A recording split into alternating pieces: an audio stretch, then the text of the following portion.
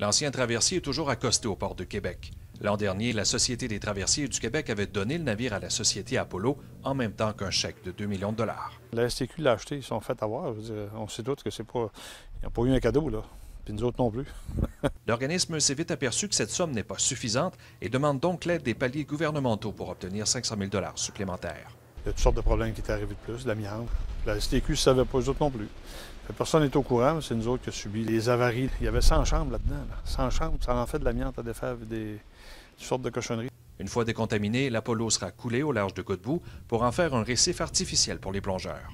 La Société Apollo est toujours confiante de faire de ce projet un attrait touristique régional. On ne veut pas fermer les livres, nous autres, on n'a pas au projet. C'est un projet régional.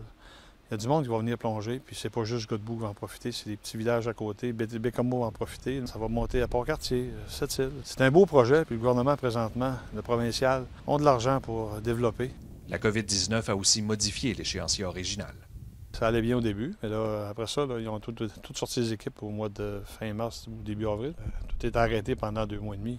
Le groupe Océan est pris comme nous autres. Là. Ils ont des contrats, puis ça a tout retardé partout. Les cales sèches, il n'y en a plus.